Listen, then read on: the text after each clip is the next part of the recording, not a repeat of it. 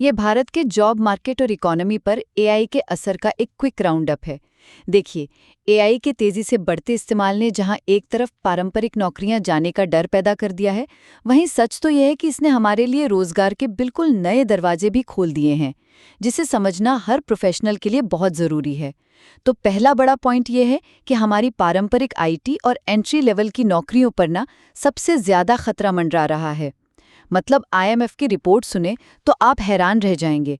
पूरी दुनिया में करीब 40% और भारत में 26% नौकरियों पर एआई का सीधा असर पड़ सकता है, क्योंकि भाई कोडिंग, टेस्टिंग और लगभग 40% सॉफ्टवेयर डेवलपमेंट का काम तो अब एआई खुद ही संभाल रहा है। अब दूसरा पॉइंट, भले ही ये सब सुनकर खतरे की घंटी लगे, लेकिन भारत के लिए इसमें बहुत बड़े आर्थिक फायदे भी छिपे हैं। आईएमएफ के ही मुताबिक अगर हम सही तरीके से एआई को अपना लें तो देश की जीडीपी हर साल 0.7% तक बढ़ सकती है।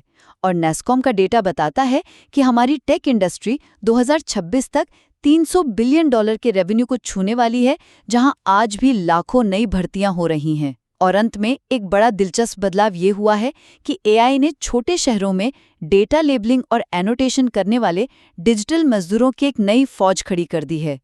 इसलिए इस बदलते माहौल में अगर टिके रहना है तो एक्सपर्ट्स अब सिर्फ किताबी ज्ञान के बजाय लगातार नई स्किल्स सीखने यानी लर्न टू लर्न वाले एटीट्यूड पर सबसे ज्यादा जोर दे रहे हैं। तो कुल मिलाकर बात बस इतनी सी है कि एआई इंसानों की नौकरियां पूरी तरह खत्म नहीं कर रहा है, बल्कि ये हमारे काम करने के तरीके को बदल रहा है।